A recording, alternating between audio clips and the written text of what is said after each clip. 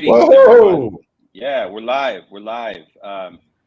Friday, June 10th. Welcome to the South Star Classroom. This is actually episode 49, so we got to do something special for next week. We're already up at 50. So my name is David Castillo, one of your co-hosts. Thank you for joining us today. Every Friday at 3 p.m. Pacific time, 6 p.m. East Coast time. We bring you the latest and the greatest of education news and issues, uplifting success when we see it, and also calling attention to problems and challenges within the education sector when we see it. We've got a great show for you today. So we really appreciate audience participation. We know it's the end of the school year. Folks are checking out, but we'd really appreciate if you're joining us on any of the platforms that we're streaming on. Like, share the podcast, and make sure to comment during the show. We'll call you out. Today's show is going to be all about teachers, and so we'll get into the specifics in a second. But first of all, I wanted to just go to the crew and check in, see how people are doing, and which way should we go? We got a black box for Dr. Cole. Dr. Cole, are you? It's a black box? Yeah, it's a black box. Yeah. Oh, I thought y'all could see me. Hold on. No. Well, Omar first, and I'll fix it. Okay, let's go to Omar Yanat. How are you doing, Omar? It is hot in Texas, man. It is hot. It's 104 degrees out here, but we're doing very well. We finished our regular school year. We're about to start next week on a 2-week summer session for our kids to catch them up from COVID losses. But more importantly, or I would say as importantly, one of our goals is to get as many of our incoming 9th graders, outgoing 8th graders, to pass what is commonly known as AccuPlacer. In Texas, it's the Texas Success Initiative. And it is the exam that you need to take in order to take dual credit in college courses in high school for free. So it is a game changer. We are trying to get as many of our 9th graders reading and testing at the college level, where the overwhelming majority of El Paso graduates are graduating high school at an 8th grade reading level. So it's a huge lift, but one worth endeavoring into. And we're going to be holding essentially 2-week summer sessions next week. But this is not the drill and kill, ladies and gentlemen. This is your doing exceptionally hard lifting in the morning with incredibly fun, cool, cross-curricular, and essentially leadership and character development curriculum in the afternoon. And the afternoon is essentially all team building activities, fun activities. You make school fun, kids show up. So we developed this system. Kind of feel like we've been doing this all year long. It ain't. It is not rocket science, man. Yeah. So we're still waiting for the doc to come on. Yeah, he's in an internet Wi-Fi desert. But we'll see what we can do there. He is in space. So what's up making summer learning academics and fun. We can do both things, right? And we talked about that on our episode 48, right? We did our summer learning special. So if people are interested in checking out the show from last week, check that out as well. We did a whole show on summer learning, the good, the bad, and the ugly. Mostly good, and a little bit of bad. But yeah. Okay. How are we doing here? We are good. Okay. We got some folks checking in. The BS3 network. Not sure what that is, but thank you for joining us. And so yeah, we are. It's hot here as well, where we're at in Southern California. My wife is actually heading out for a little weekend with her friends to the desert, and they're forecasted to hit 114 in the Southern California desert like tomorrow. So I'm like, take lots of water. They got a pool, so they'll be okay. But yeah, it's that time of the year where the temperature kicks up, and so. Where are they going to do, like Palm Springs? Like, where does one head to in the California? Yeah, I mean that's a place, but no, local. So it's called Borrego Springs, around the Salton Sea area. So it's not too far away. It would be like what Palm Springs was maybe 60 years ago. Very undeveloped, a few places, but generally pretty tranquil and hot. So yeah, that's That is fun. Yep. Okay, so let's wait to see if Dr. Cole is able to check in. We'll pull him up. But David, you doing all right, man? Yeah, we're doing good. I'm with you personally. Personally, we are, we're about a week away from finishing up the school year. So it's interesting, man. I've been a public school teacher, been a public school administrator, and I think the most challenging job is being a parent of a student, right? Like just helping young people, in this case, my own children, to navigate all of these different systems. And for the most part, it's been a pretty good year. We've had a couple of hiccups. My whole thing is, and maybe this comes from my years of, not maybe, I know it comes from the time that I spent learning about Montessori pedagogy and child development, the concept of developmentally appropriate, right, for children. So thinking about behaviors, thinking about different ways, behaviors that children exhibit. I'm going somewhere here, so trust me. And then thinking how schools respond to those behaviors, right? And so we've had a couple of hiccups here towards the end of the year, personally in the family, and it's all generally good. But I would say I'm going to put out a proposal right now, since you asked me how I'm doing. I just want to kind of offload this, and then we'll move forward. A couple of topics for future shows. I'm going to go ahead and say we got to look at alternatives to suspension, right? We got to look at what that world looks like. It's 2022. And we still have school districts that are suspending students left and right, and it's troubling, right? And there are alternatives to suspension out there. There's definitely lots of documented research and best practices out there, and so that's one thing. I think putting a pin for a future show. And number two, which is related to what we're going to talk about today, is we'll get into it in today's topic. So we're talking about teachers today, and we are talking specifically. And David, sorry, man, if you guys still can't see me, man, I'm gonna just go ahead and sign off. But it's still black. Yeah, and I can't see Omar either, so something's going on. I know, it's just me messing up stuff, man. I didn't do anything to Omar though, so Omar should actually probably he might need to just refresh. But hey, man, I wish I could be there. I'm on the road. Yep. Just had the LASIK and hit the road. I'm in Indy right now. I'll be back home tomorrow. Right. But I am looking forward to 50th, man, and I'll be listening into the show, bro. And you are riding shotgun, man. You look like you got to hold it down by yourself now. Yeah, well, that's what it appears. So we'll see. We can do that. I've got Omar. He's back. Is he back? Okay, great. Yeah. I've been known to be able to talk for a long time. I got him, man. I got.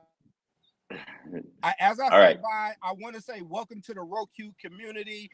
We are now officially on Roku, which is a blessing and it's a beautiful thing. We have the guy that put us on Roku is actually in the comments, so thank you for that.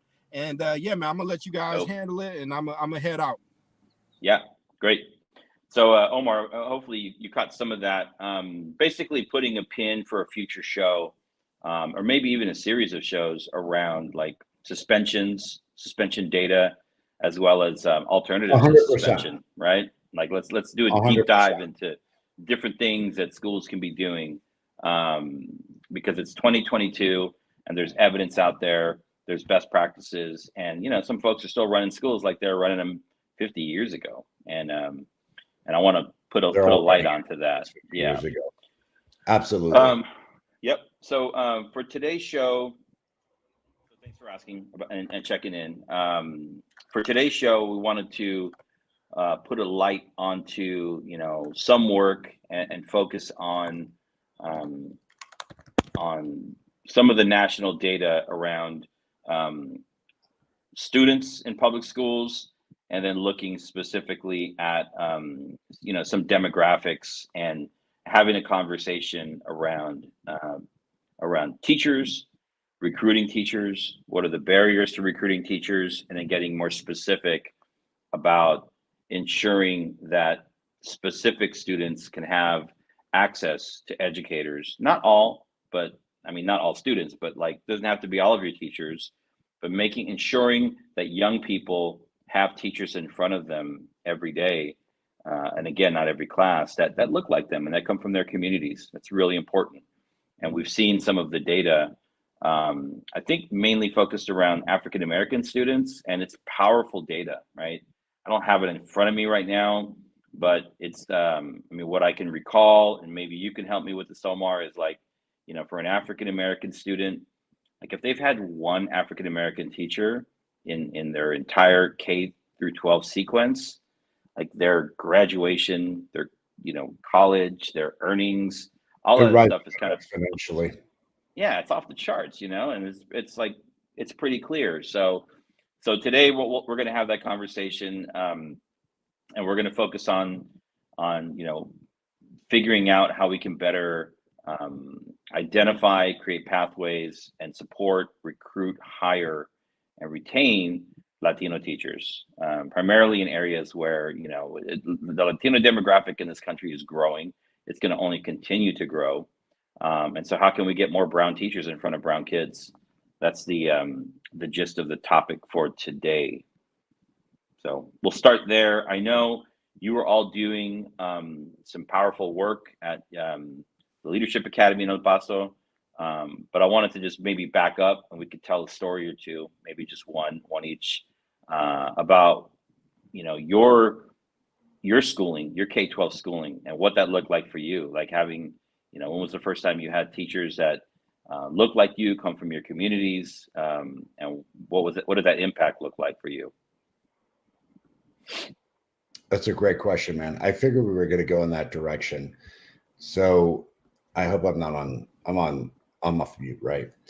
Mm-hmm. I remember it clearly. So I've mentioned it on the show before, so I won't like belabor the point again, but I don't think I had my first, I would say, educator of color, right? Mm-hmm. Like Latino or otherwise, or Latina and otherwise, until 6th grade. And her name is Miss Ortega, and I'll get into that in a second because she was great. I had a slew of interesting teachers. I was in a private school from kindergarten, pre-kinder, until about 3rd grade. And it was a place called Western Hills Elementary.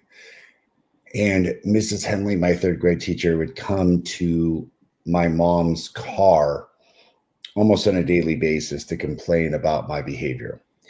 Interestingly enough, Miss Fishkin, my 2nd grade teacher, who was great and had my sister, not one complaint. So what's going on? Why is there such a difference between what Miss Fishkin was doing and Miss Henley was doing? Well, like, I had very little respect for Miss Henley, and I don't think that she was really that capable of teacher or particularly that intelligent. So as, you know, listen, like, I know it sounds a little pompous to be like I was a smart kid, but I was a smart kid. And I don't think that these teachers or Miss Henley in any way, shape, or form was like equipped to deal with a smart kid. So it's just like complaining about behavior issue. And finally, my mom was just like, we didn't have these complaints last year. I was a teacher. You clearly don't know what you're doing, but you're not complaining about any of the white kids. So what's going on with my kid? Mm-hmm. And I think that was like a first step into the reality of not understanding culture, not understanding intelligence, not even being like, I think, a capable educator. She thought she was very capable. That really decided to hit its apex around 5th grade when I had another white teacher, Miss Kuhnhaus, who essentially pulled me in after school. I've told you all the story, and asked me if I was cheating, and then essentially said that no dirty little Mexican could ever do this well in her class. Goodness. We were reading a really interesting article from Latinos for Education. And do you remember, if you read the article, which you did, David, which was essentially like the president of this organization was lamenting on teachers that he had, basically saying that, quote, you speak English like you work in an English swap meet, Do you remember that comment? Oh yeah. Yep. Yep. Basically, like other really like denigrating comments. And that's the reality for us. Like when we were growing up in, the 80s and 90s, we were dealing with entitled white women who were not going to understand where we were coming from or our culture. And I had a massive shift in sixth grade. Miss Ortega wound up being my homeroom teacher. She and I are still in touch, by the way, and I still like gave her major props. And I was just like, this is the first time I saw someone who looked like me, who had a last name like me, who understood me and really understood me and like talked with me versus talked at me. Mrs. Henley, Mrs. Womack, Mrs. Kuhnhaus, like these other teachers just constantly talked at me from a very like interesting and entitled sense. And I don't think that was in any way, shape, or form productive. And it was this teacher who I think was a very instrumental part of me believing that there can be excellent people in the system. Because since the doc says it all the time, we're out here on our own. I felt that way since first grade.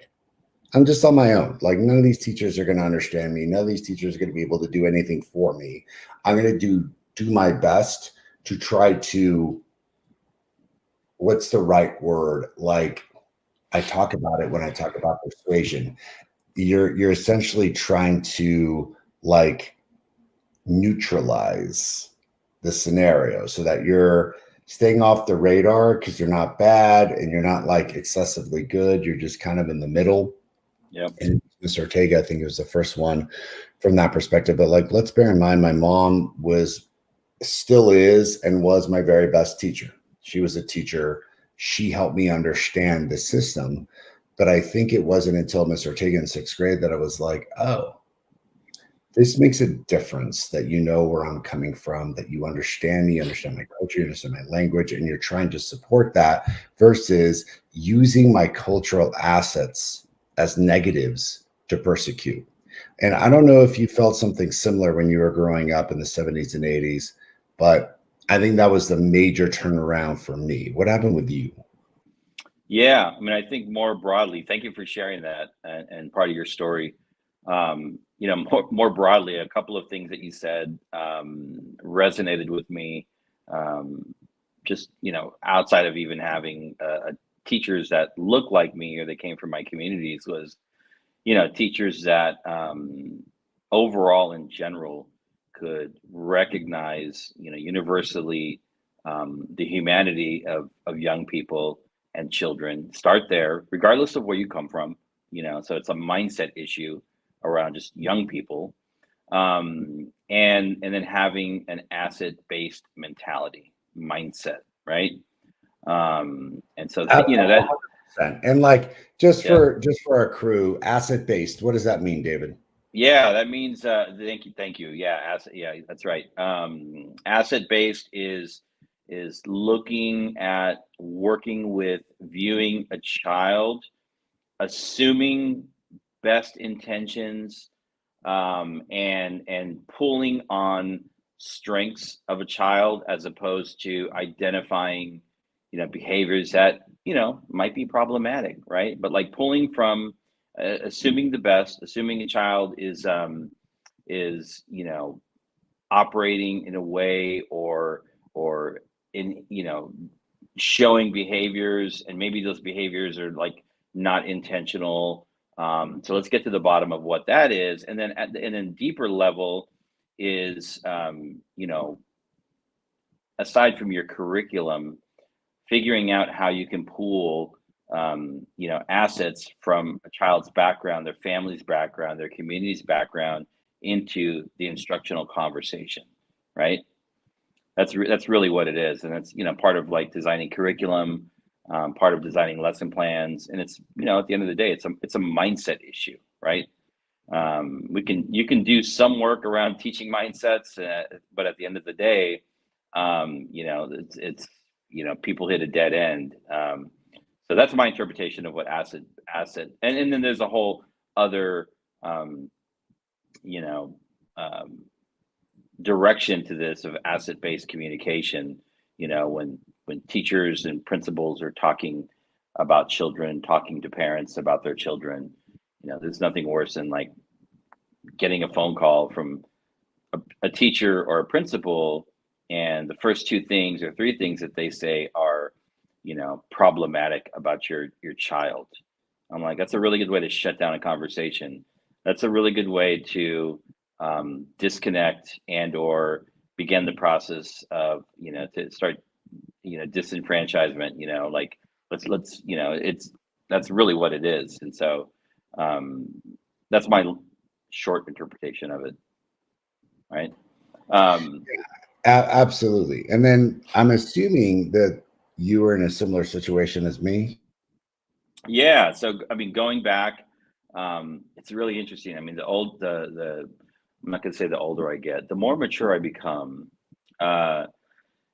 Thinking back to my years of elementary, the first teacher that I had that, came from my background, Mexicano, Americano, Chicano, Latino, was in middle school. And up to that point, I actually had pretty good teachers, with the exception of maybe two of my grades, 5th and 6th grade, pretty pivotal. Had a terrible teacher, didn't understand me. I took the bus to school those years, and at no fault of my own, the bus was always late. I got to school late, and if you're late to school, you sat in the back of the classroom, right? Literally, man. Like the 2 years back then, elementary went up to 6th, and so I literally sat in the back of the classroom probably 50% of the time, just because my bus driver was late. The bus. Yeah. It's like, okay.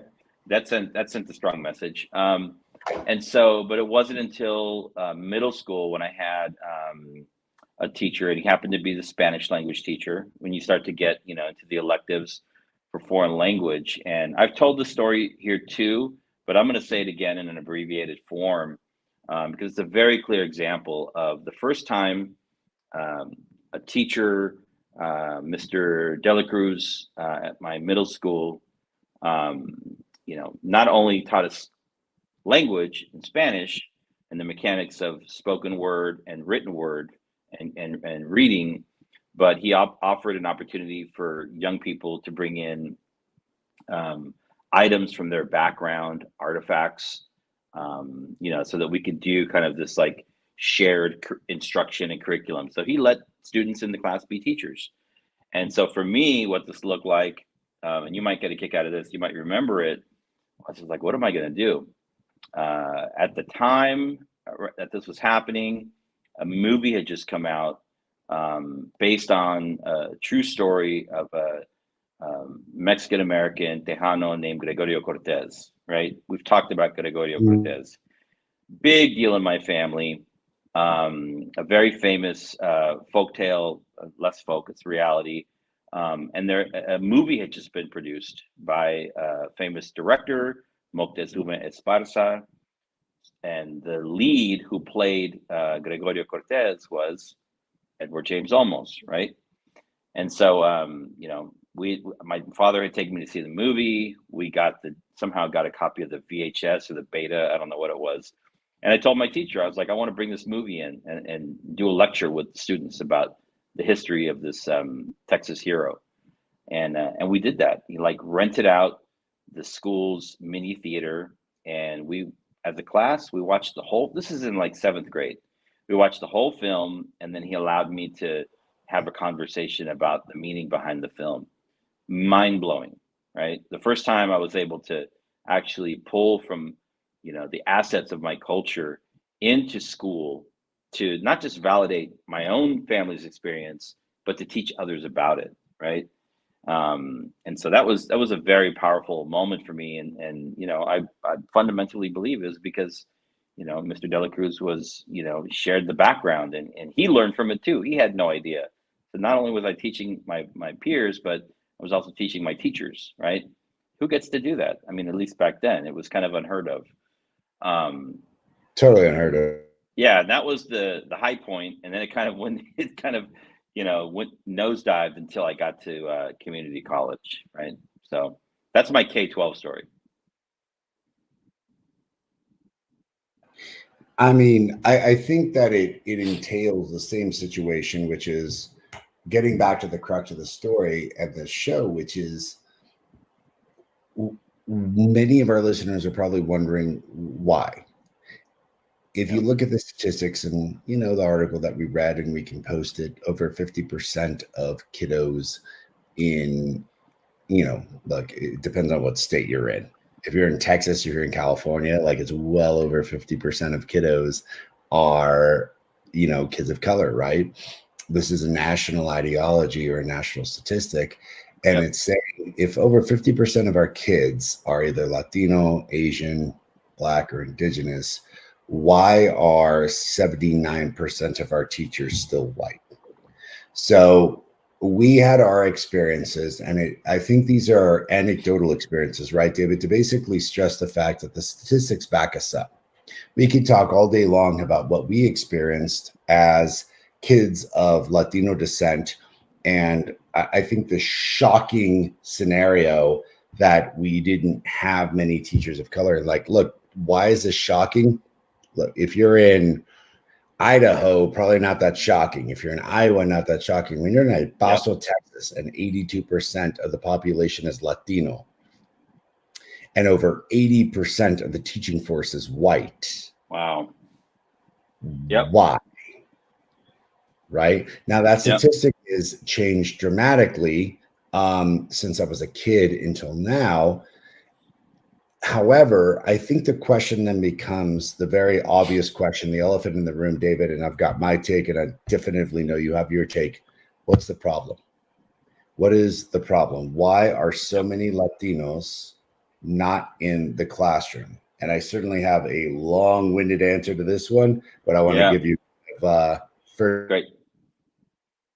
Yeah, I think, and speaking of statistics, I'm going to pull a couple of other ones from this article just quickly. I mean, I think the big one is the tagline for the story, which says here, 1 in 10 Latino students attend a school without a single Latino teacher, right?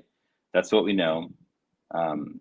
Across the country, students of color make up more than 50% of K-12 student population.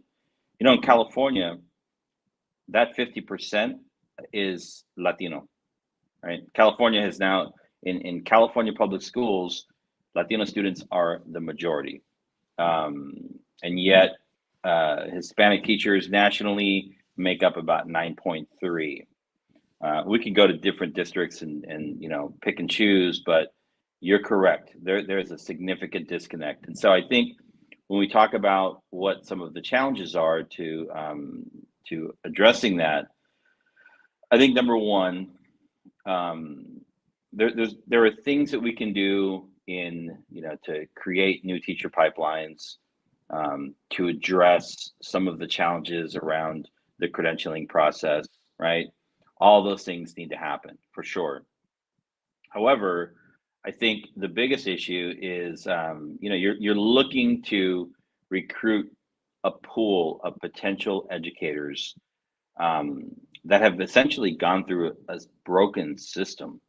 So, you know, it's like, I think, you know, most kids, once they get out of K-12, and talking specifically about children that have had a negative experience in K-12, to convince them to go back into K-12, right, is a huge, huge ask. Sure, there are many that, you know, come into it with, you know, sort of having a calling, right? Or, you know, just, you know, getting influence in some way, shape, or form, wanting to do the right thing, the virtuous thing, and go and you know, work with children that look like them. However, we lose so many potential prospects because of the conditions in schools today, right? It's like, why would I want to go work in that system? That system, for me, as a young brown man, universally speaking, was racist, and it didn't cater to my needs. And so why would I want to go back into that? So it's a really big ask. I think that's actually our biggest challenge. I mean, we can work on the technical pieces of like legislation around credentialing, you know, developing pipelines, but we've got to start the work, you know, in classrooms today to ensure that students are not having they do not come out of K-12 with this kind of adversarial relationship with our school systems. I think that's the big nut to crack. Yeah, I'd agree. I'm going to agree and then take this in a bit of a different direction, because there's a consideration that I'd like to think about. For our listeners, the reason that the first segment follows so well with the second segment is that if you're growing up Latino in the school system, and as the Beard of Knowledge so eloquently put, you have a negative and adversarial experience with the school system, why in the world would you want to endeavor back into that system? Mm-hmm. And why in the world would you ever want to be part of that? But there's two other major issues here, and they're a bit correlated. If you're a low-income Latino or Latina student, your likelihood of graduating from college is about 7%. 7. So can you say that? Say that one more time. Yeah, if you're a low-income Latino or Latina student in this country, the likelihood of you graduating college is at a 7% rate. Yep. So I want you to think of that school, think of 100 kids, and imagine only 7 of those Latino or Latina kids are going to graduate from college. Already, you're saying, well, teachers have to graduate from college. So if you only have 7 out of 100 from that low income pool, and by the way, if you're middle income, whatever, the statistic isn't that much better. The truth is that when you start looking at college graduation statistics in this country, it's actually quite abysmal. Most people think well, we're all college educated, but if you look at across the board nationally, it's maybe 21 to 25% of all adults have a college education in the United States. This is not Japan. This is not Canada. This is not Sweden. This is not Scandinavia. I don't think that the Americans value education the way that some other cultures do, particularly compared to the Japanese or the Chinese or the Indian populations or the Scandinavian populations. Look, guys, we make fun of people who got a great education in this country. We think that they're nerds. There's movies about them. Hell, Revenge of the Nerds is really about the nerds rising up against the jocks. And I think particularly interesting cultural malaise about education in this country that plays a factor. Now, think about that. Now, compound that with low-income Latinos are going to graduate at a 7% rate.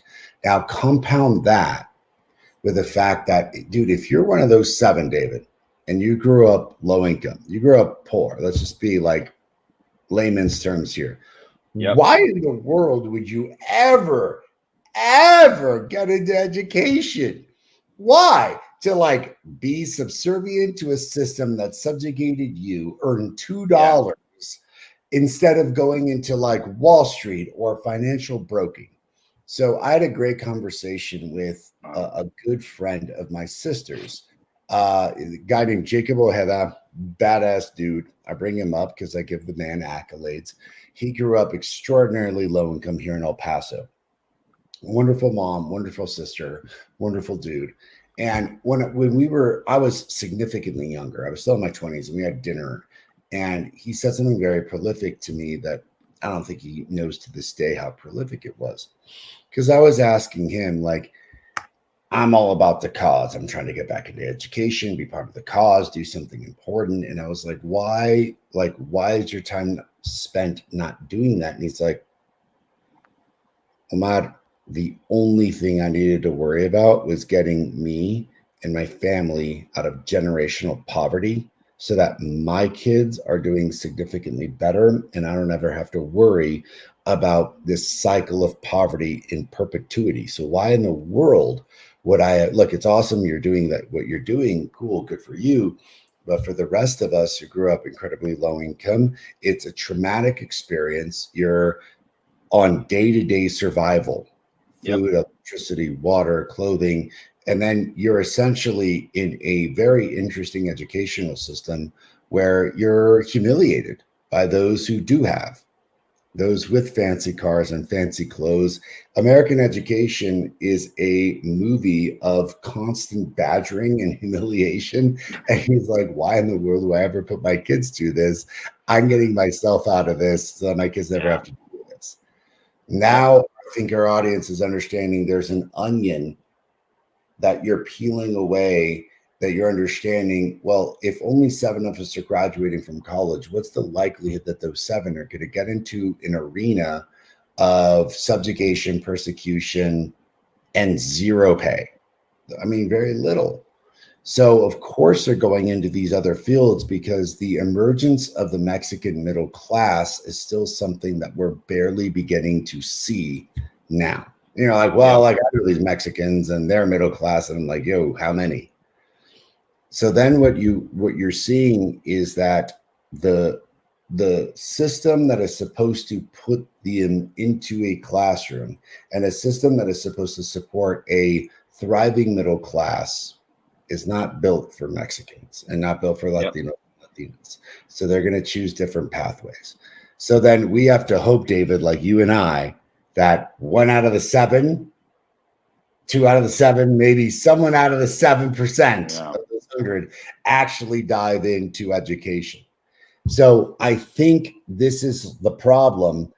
You're a genius educator, David. What in the world are we going to do about this to try to solve the problem? What are steps that we take in order to say there's got to be a better tomorrow than?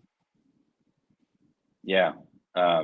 Thank you for that. And thank you for the framing. I mean, it feels like what you described to me is like the struggle for the survival of the West Coast salmon, trying to swim upriver during a drought, right? It's like you only got a few left at the end, right?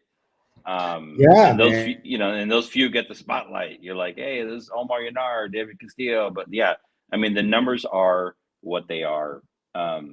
And before I address your question, I want to double down and like acknowledge the point that you made about this like cultural phenomenon, which I think a lot of people don't understand around. And maybe it's shifting. I don't know if it's shifting.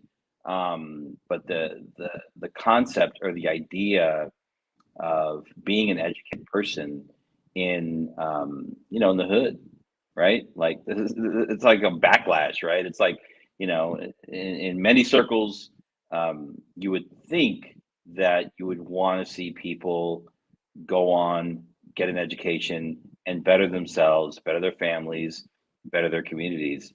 But in particular neighborhoods in the hood, that's actually looked down upon, right? You're seen as exactly a sellout, or like you're being fake or this or that, and it's like, so man, it's like a Sophie's Choice. It's a catch-22. It's like just trying to do the right thing here, right?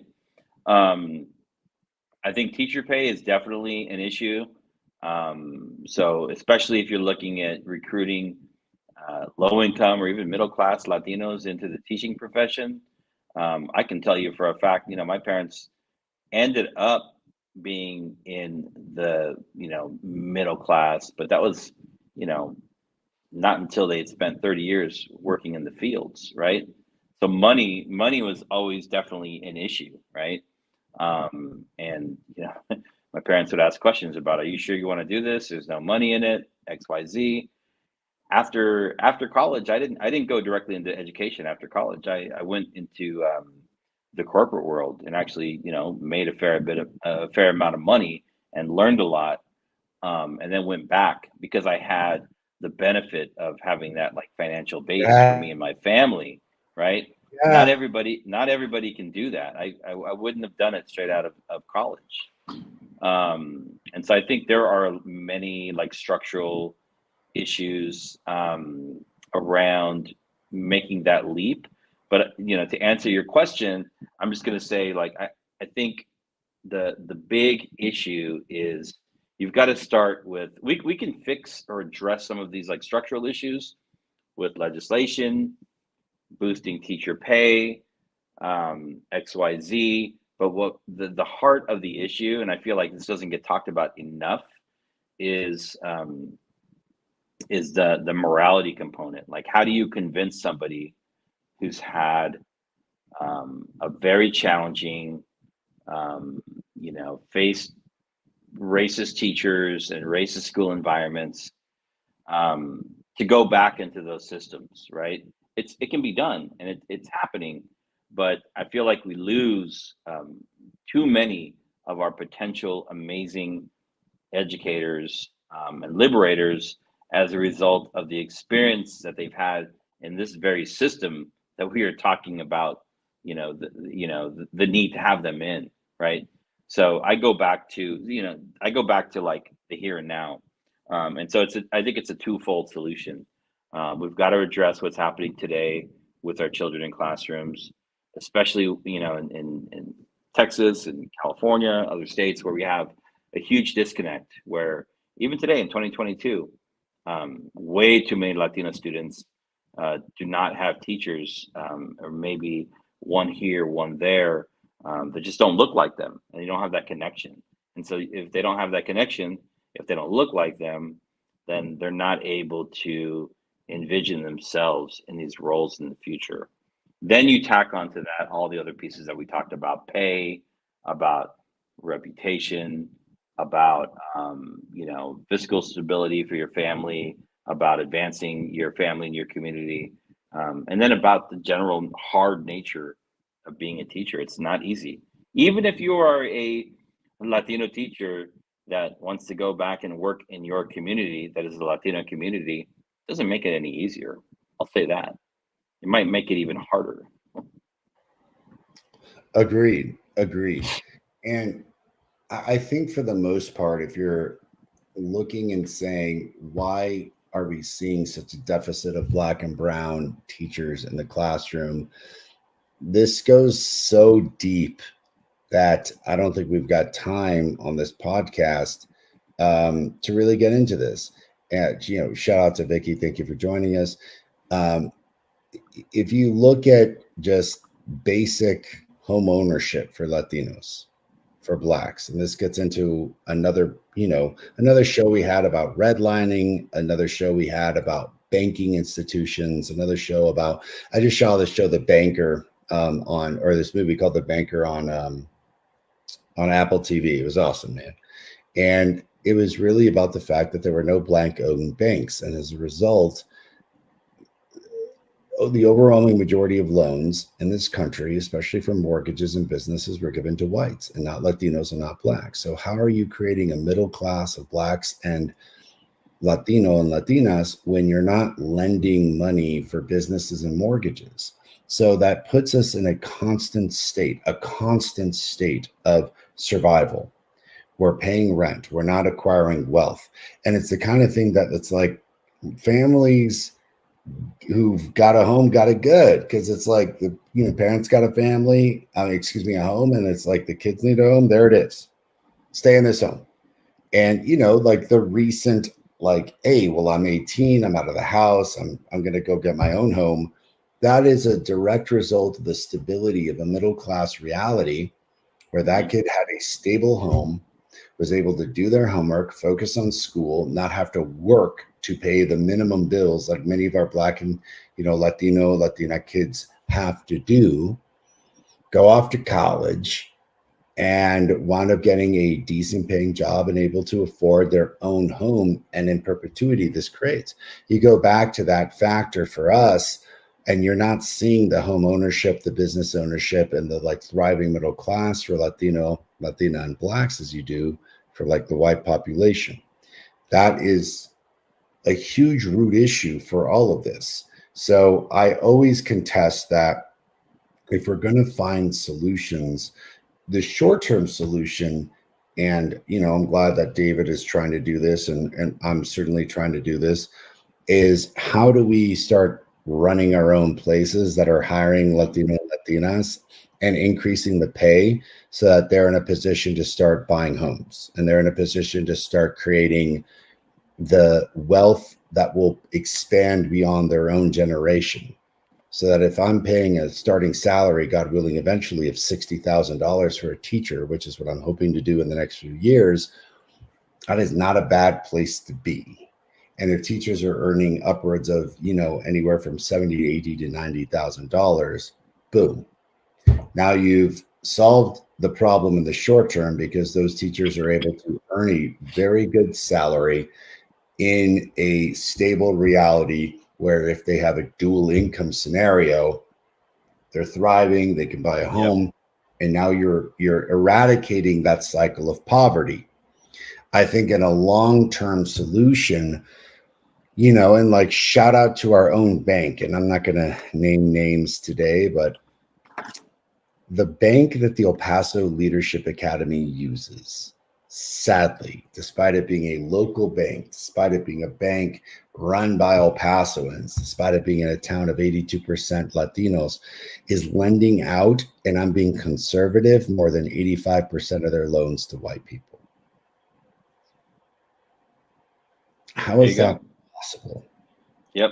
How is the most prominent local bank in a city of 82% Latinos lending out more than 85%? There's a bunch of monikers for this bank to connote that skew, if you will. I can't give them away because it will give away the name of the bank, and I got to be like, somewhat couth on this show. But like, therein lies a deep secret. And if you all are wondering, like, well, shoot, Omar, what am I supposed to do about this? There's several things that I think all of our audience can really think about, which is, how are we pushing our school districts to pay teachers more? Look, I'm a decently paid superintendent. I'm usually one of the lowest paid superintendents in the state, but like, my goal is to increase teacher pay. I think the formula for most school districts are inherently wrong, because if you look at most school districts, the overwhelming majority of their money is going to district overhead and not school. What that means is, if you've got a district and you've got all these schools, the majority of the money goes to these district jobs and not the school jobs. Why? Because, well, it's a district job, it's cushy, they get paid more, we need all these people for support. And I'm like, well, yeah, but you developed an incorrect system that's super centralized instead of decentralized. If you decentralized your system, you could pay campus people and teachers a whole lot more. But your desire to be the evil empire and like run control creates that problem. So that's something that you all can start doing now. What is the budget of your local school districts? How much money are they paying on district overhead? How much are they paying teachers? Why are they paying them so little? What are they doing in the next 5 years to shift that around? Because it may entice a lot more Latino, Latinas, and Blacks to join the teaching field if we weren't paid $3. That's a very interesting point you just made there. And thinking about the specific issue, right? And it could be any issue universally, working within educational systems. What I've seen, and both locally and in some cases nationally with some of the bigger networks, what we know is that charter schools and charter school networks in general have the ability to be more flexible, more responsive, and more nimble to solving problems, right? In this case, the problem we're talking about is identifying, developing, hiring, and retaining a teacher force that looks more like the children that you're actually serving. So going back to your last point, it feels like there's definitely something there around, charter school networks' ability to do this work with more urgency and quicker and get particular results, as opposed to the big systems, right, that move way slower. And while they may have more resources, have a lot more roadblocks and bureaucracy to be able to, or even motivation or prioritization to address some of these issues. So I feel you on that. I want to read a quote from this piece. And so specifically what we're talking about is a story that came out either today or yesterday in the 74 million, talking about making teaching a true pathway to the middle class for young Latino teachers, right? Here we go. We should all be concerned about the lack of diversity in our teaching workforce because the research is clear. Black, Latino, and Asian American Pacific Islander students perform better when they have teachers who understand, share, and validate their identities and culture. Exposure to teachers of color significantly improves short and medium-term outcomes amongst elementary students of color, including less frequent disciplinary actions. We talked about suspensions earlier, lower dropout rates, and higher rates of school graduation. Teacher diversity also leads to positive increases for people that care about this stuff in reading and math scores. Those are some things that we know, right? I mean, we know these things. They can be documented.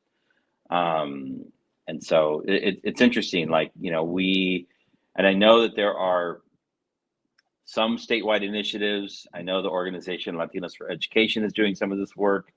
I know some of the work that Sharif Ameki is doing out of Philadelphia around, Black Teacher Pipeline is doing. But my wonder is like, why is this not a national issue, right? This should be a national issue, especially if we have data that says that these are the things that we should be doing. And if we do these things, more students of color will find more success in our school systems, right? And so I just wanted to like reorient us to this piece. And I felt like that paragraph was very powerful. And so your thoughts on that? We're getting close on time. It's been an interesting conversation. We'll probably have to have a part 2. But I know at your school also, you're doing specific work in a city and in a school that is predominantly Latino. So I wanted to get your reflection on that paragraph from the piece, and then just, talk a little bit about the work that you're doing at Possible Leadership Academy. Yeah, I mean, I think that my frustration is that, look, easier said than done. We all know that having higher levels of Latino and Latinas in the classroom and Black teachers in the classroom are going to have this profoundly positive effect. And it's great to hear folks understand the statistics and understand the ramifications. However, this is where I get very frustrated, and I'm sure you do too, David, because it's great that policymakers understand this need, but what are you doing about it? Mm-hmm. Like, what are your possible solutions? Like, do you have any clue what it takes to do this work? Do you have any clue what it takes to run this on the ground level? It's wonderful that you get to sit from your very nice, cushy, privileged seat of privileged in Washington, D.C.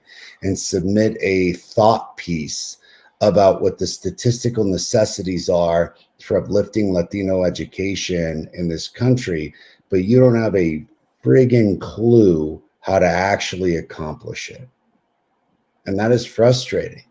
So like on the other end of this spectrum, like, that's great. You can do all the talk and you can be like, I'm going to do this legislative commission. And I'm like, cool. What good is that ever going to do you? It's not. And as much as you want to bring light to it, how is bringing light to it going to provide any level of true support? The real support, and this is, again, on the ground, working at the El Paso Leadership Academy, being a Latino leader, being, on the ground creating schools is my big initiative. Is like, how do we pay teachers more than every other school district in order to get them at an income level that is commensurate of not only their skill set, but of a true, excellent, well-paying upper middle income job, in order to ensure that because this nation is not aggrandizing education, that I will, and that we can with our own schools, and thereby hopefully publicly shame school districts to increase their pay, which, like, much to their credit, recently they have. Why? Out of shame. because teachers have been leaving in droves and no one wants to teach. Yeah. So all of a sudden the pay increases and it makes you wonder, word, like you could have done that a long time ago. Long time ago. So I And think it's one of the, I mean, you've done it. You've done it. It's an incredibly it's an incredibly hard job, right? it is insanely difficult, and people underestimate it because like anyone can go quote teach.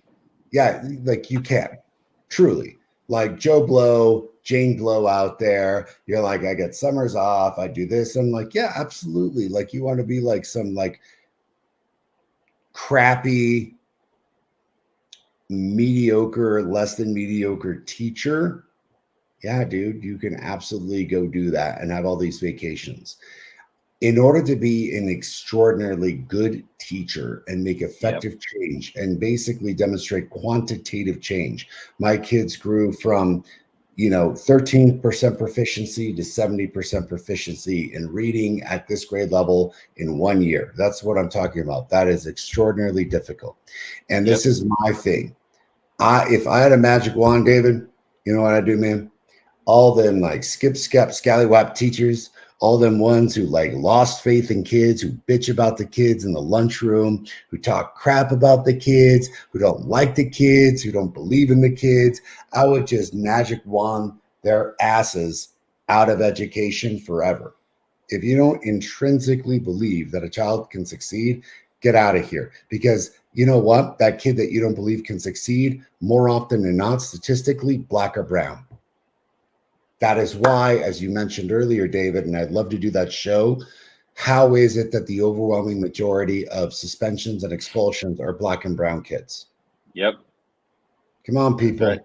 So as a result, what you're doing is putting those black and brown kids into a prison pipeline instead of a college pipeline. No wonder they're not graduating from college. No wonder they're not becoming teachers. And then your school system sucks because not only are you not paying your Latino and Latina and Black teachers accordingly, you are not supporting them to become good teachers, and you're certainly not supporting them to become higher level administrators, which is exactly what the El Paso Leadership Academy is doing, which is exactly what a school district should do.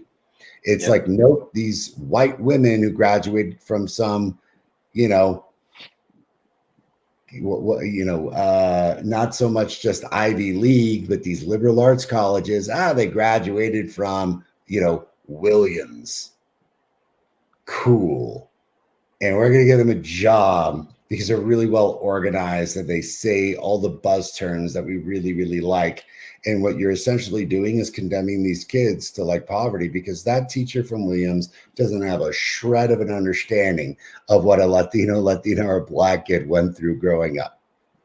So you've got this compounded issue. You've got to pay them well, you've got to support them well, and you've got to uplift the entire community well, because you have to understand they're already coming from a deficit. So if you're not going to hire them, cool, like I will, and I'll build them up. But then don't complain about why there aren't any Black and brown kids when you're not doing a damn thing about it, especially writing some like sweet little policy piece from your protected areas in Washington, D.C. Like, cool. Why don't you actually come down to our level and actually do the work? And then you can feel really wonderful about yourself, about your incredible like survey results, about what has been obvious to the rest of us for the last 70 years. That's right. Boom. There you go. That one.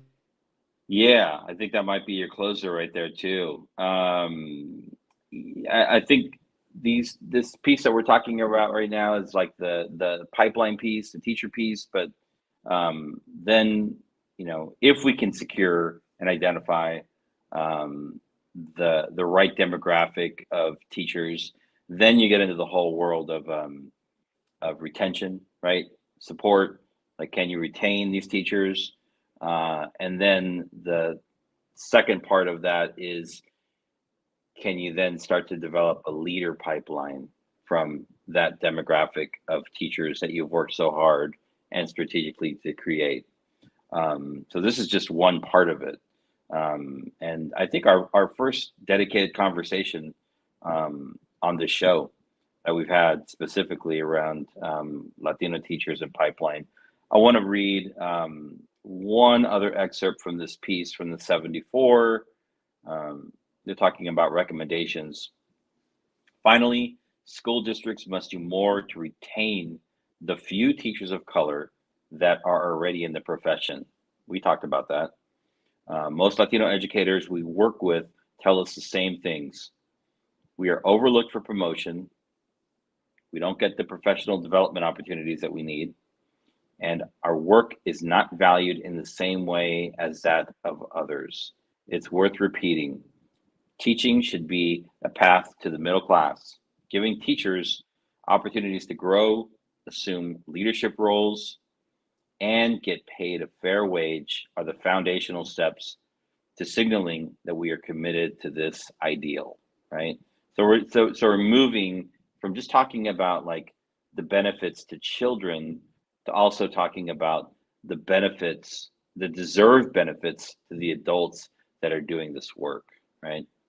So, yeah, this is absolutely well said. Yep.